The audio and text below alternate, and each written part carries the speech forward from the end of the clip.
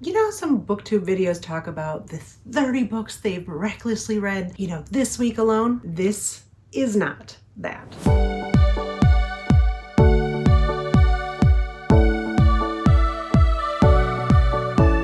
I just started editing this week's video and realized I didn't address the elephant in the room, the name change. So I decided it was time to change the name of the channel, and I was thinking of what other names we can call it. I wanted to still touch on the fact that I am not ashamed at all to be 49 going on 50 and proudly graying my hair or silvering my hair out. I encourage everybody to embrace their silver. I think we have nothing to be ashamed of, and I think if you can rock it, you should. So that made me think, let's do something with silver. And after thinking about it all weekend, I've decided to go with silver and red. Kind of tongue-in-cheek way of talking about reading, as well as being proud of my silver. So if you have been a subscriber already under the Perimenopause Book Club, I really appreciate it, and I hope you'll stick with me with silver and red. So my May-June TBR that we just did, the TBR cards a couple weeks ago, is not going according to plan at all. I suspected in the video, and I mentioned that it is going to be a very, very busy month for me at work, and I thought possibly that was going to affect my reading time, and yeah, for sure it is. If I make double digits this month at all, I'll be shocked. It might happen. I'm not going to push it though. I think one thing I've realized is that I've been over the last couple months kind of feeling pressure to make sure I read at least, 10, 12, 13 books, not for the channel, but just to keep myself on pace with my goal of the year. And typically I know that that's kind of my comfort zone. I read at least a few hours in bed every night. I listen to audiobooks to and from work. And so it is very, very doable for me. I don't have a lot of extracurriculars outside of my kids and work. That's it. That's what I do. And so that's my hobby. I find extreme enjoyment in it, and that's what I do a lot of. And so it's kind of not soul crushing, but it's kind of, a downer that I'm not having as much time as I typically do. And it's kind of bumming me out a little bit. I'm fighting off a slump, and I don't know if it's the books that I'm reading or just the fact that I don't have a lot of time lately. If you've noticed, I haven't been doing any shorts. I just don't have the editing time, and while filming the videos is one thing, editing is a whole nother. And so I'm just focusing on my reading, my relaxation, one video a week, and that's it. So I hope you'll forgive me. It's just kind of what time is allowing me right now, while also maintaining kind of that work-life balance. So I'm thinking in this video, we're just kind of do check-in on where I'm at, what I'm currently reading, how I'm doing on that TBR. I said at the time, it's not going to be just a May TBR. It's kind of, we did a spring TBR and I blew through that. I think it was 20 books. I can't even remember at this point, but it was a lot and we did it. And so now I think we only had 4 books carry over, and I have them on the bottom of my graphic so you can kind of see what we brought with us over to the next month. And so this month, what we ended up doing is a late spring, May/June. We only put 15 books on it. And I will say one of those books was Judge Stone, which was a giveaway win that I had. It was supposed to come in weeks ago. It has not come in. However, on the flip side of that, if you go back to that video, you'll see that one of the books that I picked from my TBR cards, which were scratch-off cards, was Shattered Gods by Katee Robert. And I was so excited to get it. And then I realized, oh, it's not even out yet. And so I thought, as soon as I picked it, I said, if I can get it as an ARC, we'll leave it on. But if we can't, then we'll just throw it to another, TBR later in the year. And bonus, I requested it the very next day. And I think maybe 2 days ago, I got an email alerting me, by the way, you've received a ARC copy from NetGalley and Sourcebooks of Shattered Gods. And so I am beside myself with joy having gotten this book. I'm so excited. And so I think of the 15, I was going to do like a 15B on our TBR, but we'll just scratch off Judge Stone since it hasn't come in yet, and we'll just put Shattered Gods in its place. And so we'll have 15 books still on this TBR. So far, I've gotten 4 out of the 15 books read, one of which is a carryover from the early spring TBR. And then at the moment, I'm currently reading 2 books. In addition to that, I threw in a couple of non-TBR books. I'm a mood reader. I can't help it. It just kind of happened. If you watch a few weeks ago, my driving vlog, one of the books was The Last Party, and I just, Audible's super duper sensitive. And so I just lightly, when I was scrolling, I tapped The Last Party, and so it automatically downloaded, and I was just kind of like, okay, let's do it. So that's what we did. Besides that, I am currently reading Daggermouth, and I tried getting that on that vlog, but it is a lengthy book and I just couldn't make it. On top of which, like I said, work's crazy busy, and I don't know if that's had me down as far as, gosh, I just don't have enough time to read and or if, remember, Romantasy fantasy is tough for me. And so while Reign of Shadows and Endings went really well, Daggermouth is definitely, while it's dystopian, it's certainly fantasy / romantasy / kind of a little bit of a few things, and it's a lot of setup. And that is where I do struggle with romantasy, fantasy, dystopian, anything like that. And I'm not gonna lie, the first 50% was a little rough for me. And I know everybody is loving this book, but a lot of the people that I do watch, even though I'm not a huge romantasy fan, I do watch a lot of booktubers who are romantasy fans, and I love that for them. Like, I like watching those videos. I love their excitement for how much they love those books. They're just maybe not for me, but I enjoy that. Yeah, this one's a rough start for me. However, I will say I've just crossed over the 50% threshold, and I'm now, I think, 65 or just shy of 70% in, and it's absolutely picked up. I know that's the way fantasy works. It's a lot of setup to kind of really get you into that world. It was just a little bit of a struggle for me, but now that we're there, now that everything's established, and now that things are really happening, it is getting super duper interesting, like Hunger Games level of I'm interested to find out what happens. Like, I'm absolutely rooting for certain people and certain things and down with the bad guy. So I gotta say I'm enjoying it now, and I'm excited to review it at the end of the month, but it was a struggle for me at the beginning. I don't know, it kind of got me a little bit slumpy, so I'm hoping that now that it's totally picked up that I can kind of get back on track.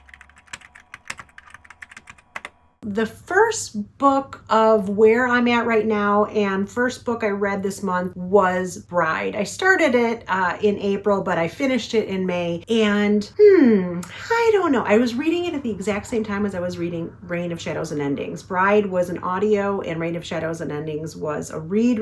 It was okay for me. What's funny is that given that I don't love romantasy because of all the world building and stuff, I felt like Bride could have used more of it. I don't know if that makes sense. It just kind of felt like very, obviously it's contemporary and that's fine, but there was really no world building. You just have to assume it's modern day America, and there's also like wolf packs and vampires and humans, and all three coexist in society. And okay, I didn't have a problem with that. Like, I could just dive right in, because there's no world building. You just kind of have to just take it all at face value and just run with it. I think I just didn't feel a whole lot of yearning between the characters. Like, I didn't really feel a whole lot of angst, yearn, chemistry, so it was okay for me. It wasn't bad by any means. I just wasn't like raving about it when I was done. That's where I'm at with that one. Reign of Shadows and Endings was one of the carryover TBR books from the month before. And so this I was terrified to read because I'm not a romantasy fan, or at least not like a super fan. I gotta say, like, maybe part of that is the author. Maybe it's how it's written. I'm sure there's a lot of factors, but I ate this up. Like, I loved it. I loved the world building. I loved how long everything took because it was constantly moving. There was constantly action going on. I will say Tessa, she got on my nerves a little bit for a good amount of the book. I get it's a struggle and you're being forced into something that you didn't want. But at the same time, like, the whole time I'm thinking, but they literally grew up the entirety of their lives knowing this is coming, and or at the very least, this is a possibility. And so a few chapters of her being like upset that this is the situation she's fallen into and she's gonna have to deal with it, like, I can understand. But the amount of this book to where she just won't get on board. You would think that when she finally does kind of, for the most part, start to get on board, like, you'd be like, oh yes, finally, like, the team is together. And I don't really feel like that really happened, but I would say that that is my one and only complaint so far. I'll have to go back to my notes when I do my monthly wrap up, but I would say my biggest complaint was her. I liked her. It's not to say I didn't like her. I like her. I like her feistiness. I like her headspace, but I just kind of got sick of her unwillingness to just finally just something, get on board, or at least do your duty. Or I don't know, maybe that sounds harsh, but it was a lot of her being upset, and they are literally raised to do, not that it's fair, I'm not saying that, but that's the society that we've been dropped into. And so every single fae in the history of fae, according to her and her point of view and her narration, says that that's what it is. So that would be my one complaint. I'm super happy to say that I loved it. I ate the book up. I'm absolutely going to continue the series. Maybe not right away. I'm going to space myself out when it comes to romantasy fantasy. I'm going to like pace myself. I don't want to, overdo it and then get slumpy, or overdo it and start disliking it. So I'm going to leave it there, and we'll see what the next romantasy fantasy book I'm going to read is. I'm happy to say I really, really enjoyed it. On my TBR, I picked Caught Up, and I said that if I pick a book that was further along in the series than where I'm at, I was going to back it up, and so I did to The Right Move in the Windy City series by Liz Tomforde. The Right Move is Indy and Ryan Shea, and I know a lot of people consider that to be like Ryan Shea is like the MMC of the Windy City series. I'm not personally like nuts for the Cinnamon Roll Golden Retriever character. However, I will say I really did enjoy him, probably more than any Cinnamon Roll / Golden Retriever character I've read. As far as I can remember, I really enjoyed him, and that's rare. So, there wasn't really any major strugglers or anything, but I think I just really enjoy her writing. And so even though it was lengthy, I just enjoyed it. I loved touching back with Xander and Stevie a lot, and Rio, and like everybody that's coming up and who you can tell are going to have books. Like I'm really excited to get to Kai's book, and I'm kind of holding off because I think I'm going to love that one. So we'll see. I'm really enjoying the series altogether. So super excited that I got over the hump with Mile High, because it took 3 tries to finally get into it. And now I'm nuts about the entire series and The Right Move. It was really, really good. Next on the TBR cards that I picked, one of which was authors I'd like to try, and I picked Chelsea Curto. And so for my Chelsea Curto book, I picked Face Off, which is book 1 in the DC Stars series. And I had a fun time. I just reviewed it last week during my driving vlog. Is it a perfect book? No, by no means. I felt like editing could have been tightened up, things like that. But did I have a lot of fun? Yes. And it's been over a week, almost 2 weeks now since I read it, and I still really enjoyed it. And I'm still really, really excited to get to book 2, which is our Grumpy Goalie Liam and Piper's book. And so it is in my Kindle Unlimited already. And did I pick it up on Audible? No, I didn't, but it's in my Kindle Unlimited. So I'm super excited when I get time, again, because work is so busy. I'm going through more audio at the moment because I'm just like brain fried by the time I get home, and I'm still trying to get through Daggermouth. After Daggermouth, I'm going to go with a couple of lighter, speedier books just to kind of get back on track, because, this one took a lot out of me. Face Off, I really enjoyed it. I'm looking forward to getting to Power Play, which is book 2 in the DC Stars series. The next book from my TBR that I happened to knock off was also in my driving vlog, and that was We Were Liars. Real short and sweet, since I just did a very long, in-depth review about it. I think I gave it like a 3.25, and mostly that is because the first 70% of the book for me read very, very young, as it should. It's YA. I am not the target demographic for that at all, but I did want to see what the buzz was about, why it's a TV show. From the 70% mark and on, more adults get involved, so I had an easier time kind of getting on board. And then, of course, the shock of all shocks and the ending. I'm not going to spoil it, but is it a gut punch? Absolutely. And one that I'm happy to say that I did not see coming from a million miles away. I'm usually pretty good with that kind of stuff. And no, I think maybe I was so not having a good time because it was just like teenagers, like for like the majority of the book. And I was just like, oh my God, stop. That possibly is also why I just didn't see it coming, because I just wasn't that interested. And I have just watched the series on Amazon. I'm not going to lie. I fast forwarded through like a lot of it. I watched the first 2 or 3 episodes and then skimmed all the rest, and then went to the finale and watched that just to see if it hits the same as the book. It hits okay, but the book is a gut punch for sure. Also, I went with, on Audible, I went with Verity. This was not a TBR item. It was a few videos back when I did book talk books that I have never read and wondered what all the buzz was about. Did I love it?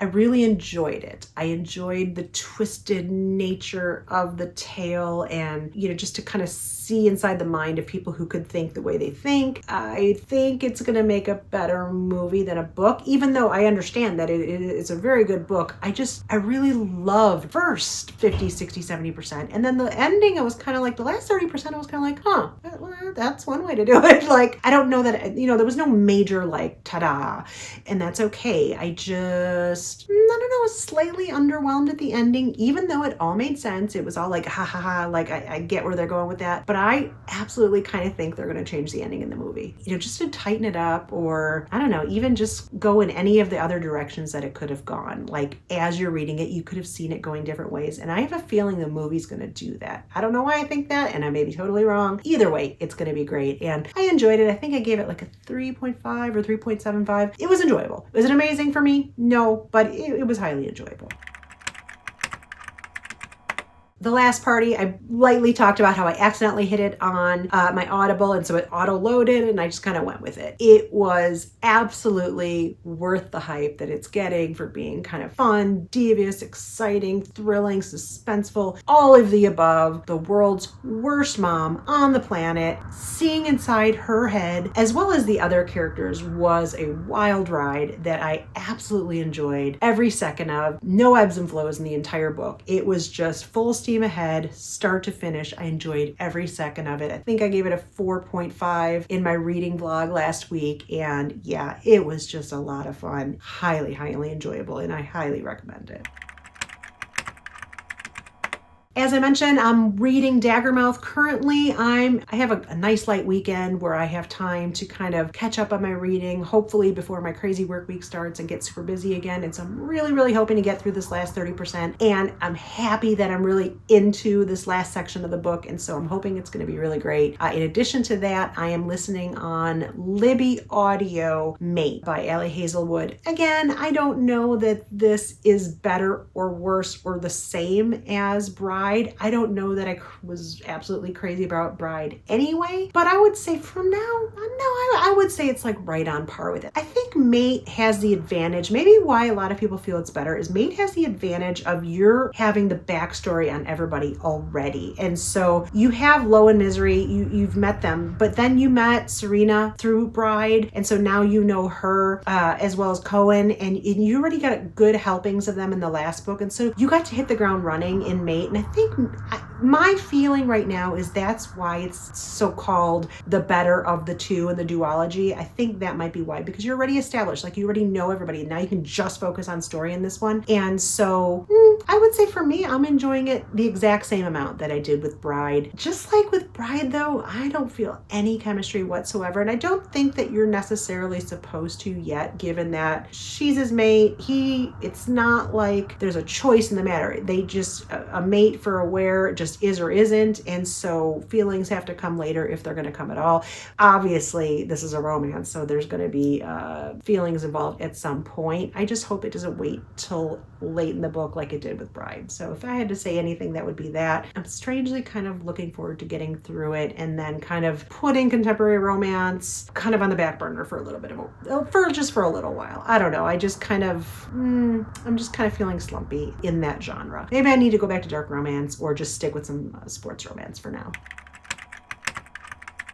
So again, I have a few arcs that I do want to get to. Shattered Gods, it was an arc that I got so lucky that they gave it to me, and I happened to pull it on my TBR cards, and I didn't realize at the time they hadn't come out yet. So I got super duper lucky. Thank you Sourcebooks and NetGalley for allowing me to read it. I'm super excited to return to the Dark Olympus world or verse. And then after that, another arc that I received from Sourcebooks, totally unsolicited. They reached out to me and said, we think you might enjoy this based on your reading, is How to Find Love in the Serial aisle. I did say I'm going to kind of step away from contemporary romance, but I'm really honored that they thought of me, that they reached out to me, asked me to read it. And so I'm going to definitely put this last one for the moment on my immediate TBR. So I think I'm going to get those two read. Dark Olympus series I kind of feel is dark romance. So I don't really consider that contemporary romance. How to Find Love in the Cereal Aisle definitely seems rom-com-y and contemporary romance. And again, just for the privilege of getting it early, I'm going to go ahead and get it read just to say thank you to them. And I really appreciate having received it. And so I'm going to get that read and get a review out as well.